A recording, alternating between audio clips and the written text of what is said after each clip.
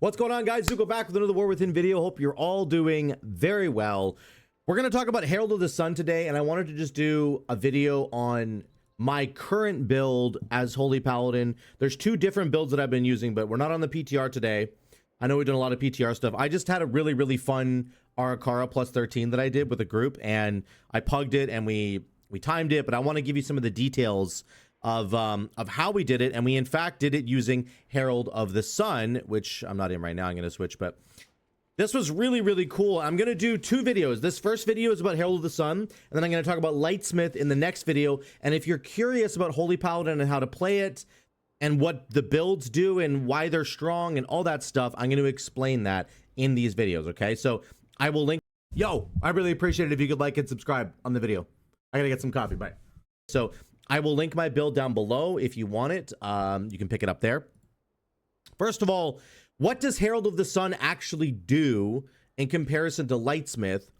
I'll talk about that when we get into the video. A couple of really important talents for Herald of the Sun. Probably the most important talent, Blessing of Anchi. This is something I did a video on for the PTR.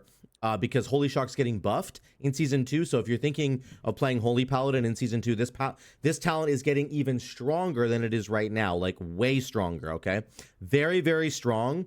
There's a focus on Holy Shock here in the hero tree for this talent in particular.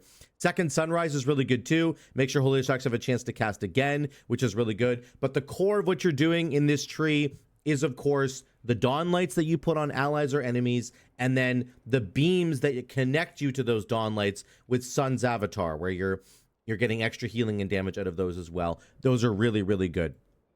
Let me just get the video going because I want to make sure that we get through this. I kind of thought I was trolling my team, I'm not going to lie, but actually it turned out to be fine. So this first pack, this is a really important moment just to show the damage of Herald of the Sun. If you're interested in doing lots of damage as a Holy Paladin, this is how you can end up doing it. So you basically have to cast Holy Prism, and then you put a couple of dawn lights out, and then you press wings, and you will connect to those dawn lights, as I said before, and all those beams are going to go through the enemies and just do ridiculous amounts of damage. So we could have actually done even more. I could have done well over 1 million. I actually just messed up one of my dawn lights. I put a dawn light on myself, and I should have put one on an enemy, and then it would have done even more damage. And the mobs died kind of too quickly. But this is a plus 13 Arakara. So let me just stress, this isn't just an easy key. This is fairly tough. We're pugging this. I know there's people that are doing like plus 17s and 20s or whatever, but like the point is, this is a complete pug group. I don't know any of these people, random, and they were really well coordinated, and that was a huge reason why we were successful here. This pack's pretty difficult as well. Let me just touch on what makes Herald of the Sun actually strong. What does it do? The main thing that Herald of the Sun actually brings for you as a Holy Paladin is the healing over time. So your Holy Shocks, if they crit, and your Light of Dawns, if they crit, they are going to do a heal over time on the ally, which is nice. It doesn't actually end up being that much. It's a talent that desperately needs to be buffed, in my opinion. But there is a heal over time going on there. And then I'll go into your beacon healing. This is going to be a theme moving forward here, okay? You also get dawn lights that you're putting on allies, of course. When you use your Holy Prism and then you use a spender, you put a Holy Word of Glory on somebody. It's actually called Eternal Flame. You put that Eternal Flame on them, you get a Dawn Light heal over time, and the Eternal Flame does a heal over time as well. And then, if you press wings, you connect to all your beams to your Dawn Lights, and you do more healing over time, okay? Oh yeah, I died. I was so angry here. Look, I ran in here and I started healing, and I died. I should have just bubbled. This is my fault, to be honest, but I was so mad about it. I was so mad about it, dude. So again, you have heal over times from crits on Holy Shock. You have Eternal Flames putting a hot on people. You have Dawn Lights putting a hot on people. You have beams connecting to those Dawn Lights, healing people over time. That's 4 hots. All of that healing goes into your beacons. And I'm going to show you a great example of kind of how that looks and how that tends to push health bars up on your allies very rapidly. A bunch of little heals pushing health bars up rapidly. That's what ends up happening. So watch this boss fight here.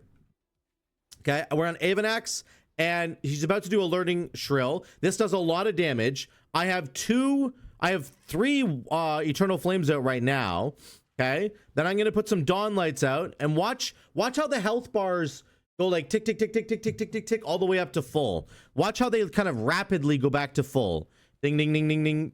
They're going up, and we're all going up together because I have my beacons on everybody, so they're all sharing the hots now. Every hot is on each person, and then it's also on everybody else. 20% is going to everybody else, so it has this really cool effect where it will rapidly heal up health bars. Now, that doesn't mean that you can't still get big chunky heals from your Word of Glories or Eternal Flames, right? You'll still get those Eternal Flames coming through. They'll do a lot of healing, but it just is really, really cool to see how rapidly the health bars will fill back up when you have beacon plus your other healing that's going on. Okay, so I chunked myself there with my Eternal Flame, and then the hots picked up the rest of it. Okay, I'll just show you that one more time. I go down very low here. Okay, so I do a big chunky heal right here. Boom, that's my Word of Glory, and then watch my health bar here. It's gonna rapidly go up again. Ding ding ding ding ding ding. 3, 4, 5, 6 million. Like it just, that's how quickly you can recover with you when you have all the hots kind of rolling. So that is one of the strongest differences between Lightsmith and Herald of the Sun. Herald of the Sun has incredibly strong healing over time, and especially when you hit Beacon of Virtue and everybody's sharing the healing over time, it's quite cool. Also, it looks amazing. Can we just stop for a second and see how amazing this looks? These beams are so cool. It's so freaking cool, dude. I mean, that's honestly one of the coolest parts about it. If you're just interested in playing Holy Pally, it just looks really cool. Let's go to the second boss. We're going to go to 224. I want to make sure this video doesn't stretch on for years like some of my other videos do. We end up carrying this hulking brood guy into the boss fight, and then he does a slam right off the bat, which is very dangerous because somebody's getting an infestation. But that's okay. We beacon into Divine Toll, and then ding, ding, ding, ding, ding. Everybody's health bar is going up.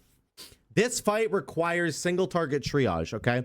That's what this fight is all about. People get infested, single people get infested, and you must heal them. Really, there's very little group damage going on here. There's just single people getting absolutely murdered, like this mage right now. What I will say when it comes to getting into the higher echelon of the keys, and again, I understand I'm not doing the highest keys in the game right now. I get it. But as you start to climb into the higher keys, you're actually very reliant on everybody in your team using their defensives. And this is one of the biggest problems with people. This is some things that people don't understand. Coming from like doing a +10 to doing even a +12 or a +13. The difference between those levels is your entire team kicking enemy casts that are going out and people using their defensives. Those are the number 1, number 2 things that are going to change the way that this game works for you.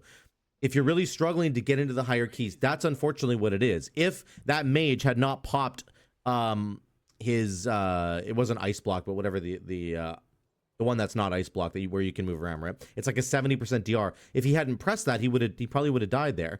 Now this time around, I have a Dawn Light and a Wog on him and a beacon, so he's safe. But that's because I was anticipating what was going to happen. I'm looking for the infestations to come out. There's a moment here where I get infested and I'm not paying attention for a second and I end up dying. I'm infested right now.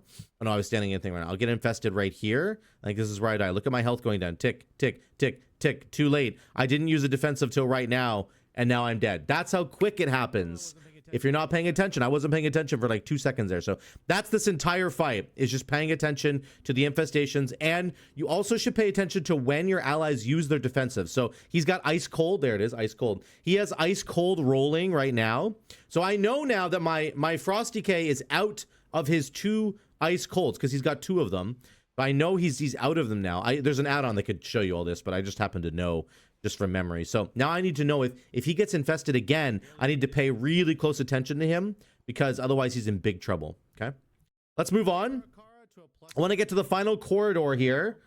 This is really cool. So we take the Blood Overseer and then we go left. From what I've seen in Arakara, most teams don't go down the middle anymore. Very rarely will they go down the middle.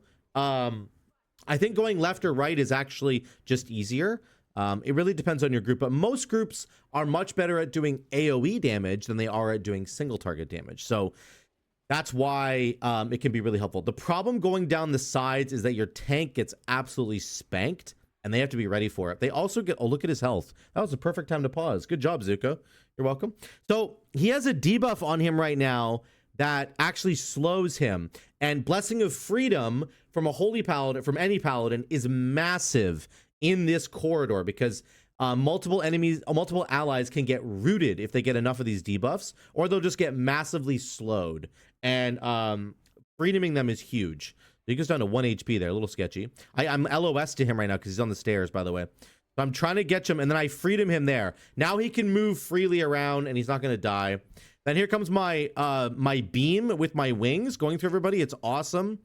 The damage is good. The healing is good. Everybody's fine when you have this beam going, and it just looks really, really cool. The damage is just, I don't know, I just love it so much. One thing I need to work on, and if you're planning on playing this build, one thing that you should try to work on is maximizing your wings procs. Whenever you get a proc of wings, or whenever you can cast your wings, your Avenging Crusader, you need to maximize that uptime and make sure every single time you press Avenging Crusader, you need to be pressing your Holy Prism first, because then you can put out your 2 Dawn Lights, and then you press wings, and then you connect to those Dawn Lights. If you ever press Avenging Crusader and don't have any Dawn Lights out, it's a real problem. Like, you're wasting that entire talent, basically, the sun's avatar talent, okay? So be very careful about that. That's one of the skill checks that you're going to learn as you play this build more. It's one of, like, kind of the advanced skills with this build that you're going to get good at, is timing your Holy Prism with your wings every single time. Do not mess that up, or else you're just missing an enormous amount of damage. Now, the Blood DK's health bar is yo-yoing here like crazy. He has 3 stacks of the debuffs. I'm about to freedom him, because if he gets stuck in these webs, he's dead, right? So we want to freedom him. He has Death's Advance. I understand that. He probably has his own way of getting out of this, but it's never hurts to just freedom him. What am I supposed to do? Look at the yo-yo. It's just crazy. Ding, ding, ding, ding, ding, ding, ding, ding, ding, ding. This is what Blood DKs do, bro. Okay, we get through to the final boss. Here we go. This final boss is very difficult for Holy Paladins, okay? This is a really hard fight for me. This is a really, really, really hard fight for me. The reason it's hard I have to, like, is because get out of melee. you can't really stand in melee, especially if you have an enhancement shaman in there and a ret paladin. Like, this group was melee central, okay? So if I stand in there with my green dispel that I just did, there's a very high chance that I will hit somebody else, okay? So in this particular instance, I am sort of pivoting away from what I should normally be doing, which is to be in melee, so I can get, like, Crusader strikes, so that I can build holy power, right? I'm going away from that so that I can support my team in a better way. I can give more room to my buddies that are up there. If you don't do that, there's a very good chance they'll just die, okay? Because the RNG on these green things, you know, especially with the shaman, he's going to drop Poison Cleanse Totem later. If you're all standing in melee, everybody's going to die. I promise you it's going to happen. So I would say that you actually, because you're Herald of the Sun, you have a pretty good ability to heal people outside of melee, which is great. I think it's actually easier to do it with this build than it is to do it with Lightsmith. Now, it's not impossible with Lightsmith by any means, but you have a lot of really strong heals. You can connect your Dawn Lights to people and have those beams healing them. And even though I almost die here, by the way, I had to kick a Grasping Blood a second ago, so now I have to use my stun on the Grasping Blood because my kick's not available to get out of this web. I almost die right there. Anyway, bottom line is, you need to flex for your team like this. You need to help your team out. Make sure you're standing basically out of melee if you have a very melee heavy team. It's really important that you do that. Otherwise, there's a good chance you'll kill them. So the whole fight, I'm just hanging out here in no man's land. I go in for a little Crusader Strike here, a little cheeky Crusader Strike, and then I'm like, all right, well, I'm out now. I got to back up again because of the green cultivating poisons are coming. I got to get rid of them. Oh, that's so nice. And then I have a proc now, which is cool. I can connect to the one guy there. I don't even need to be honest, but... And then the healing over here. This fight really, guys, is not that hard if you just 100% respect those cultivating poisons and get out of the way of your allies. Like, that is 90% of this fight, in my opinion, is the poisons. Making sure you deal with them correctly, making sure you handle them. If you don't, if you kind of mess that up, then you're going to kill people all the time, and that's going to be the end of the fight. So there we go. We get through it. We have one more enemy to kill after this. But that is the dungeon in a nutshell. I just wanted to give it to you from a Herald of the Sun perspective, because this is the least played, this is the lesser played hero tree for Holy Paladin. A lot of people are just playing Lightsmith. I would say that the burden of execution is higher on this tree. You can really do a lot of healing and especially a lot of damage if you play this thing correctly. And it's a lot easier to probably just play Lightsmith, where you're literally just prioritizing throwing Judgment over and over and over again to do extra healing. This is a little bit different. You got to press Holy Prism, you got to set up your Dawn Lights, and then you press Wings and you get into it, right? You get into your big beams that are hitting everybody. The Lightsmith tree is kind of just like press Wings, throw out some shields, throw out some swords on people, and throw Judgment. That's all you got to do is throw Judgment at people, and you're going to massively heal them over and over again. So I would say if you're looking for a little bit more of a challenge, something to really keep your brain going, this hero tree is much better at doing that. Much, much better. Which is cool. I'll show you the healing here. There's the healing over time. We ended up doing 880k overall. The blood DK will always beat you. Eternal Flame, Holy Shock is a big healer in here because of the blessing of Anshi that I was showing you. I'll show you in a second, but that talent that really gives you occasionally just procs and makes your Holy Shock do 3 times as much healing or damage. It makes your Holy Shock really, really strong, and a lot of people are dunking on Holy Shock. This is before Holy Shock gets buffed, guys. Holy Shock in Season 2 is getting 40% more healing. 40% more and 100% more damage. You're telling me that Holy Shock sucks right now? It doesn't. Okay, it's actually just gonna, it would have been my top heal probably if it was 40% more, right? So I think Holy Shock, especially with this build, is very strong. With Lightsmith, Holy Shock is less strong for sure. 100% I agree with that. Beacon, Avenger Crusader, there's our Dawn Light. I have one citrine gem. My other 2 gems are stat gems. Okay, there you go. Okay, that is the build in a nutshell. This is what it looks like. I'll link it down below. Let me know if you have any questions. This is a very important talent right here. But really the most important thing about this build, I'll stress it one more time, making sure that you set up your Holy Prism into your Avenging Crusader. Do your Holy Prism, put your 2 Dawn Lights out somewhere, and then press Wings, and then go. If you don't set that up correctly each time, then your Holy Prism and your Wings will get offset, and then you'll have a moment where you're pressing your Avenging Crusader and there's only like 1 Dawn Light when there could be 3, and you could have 3 beams instead of 1 beam. So it's a big, big difference there. So let me know what you guys think in the comments down below. Love to hear from all of you there. Thank you so much again for watching. I love you all. I'll see you in the next one.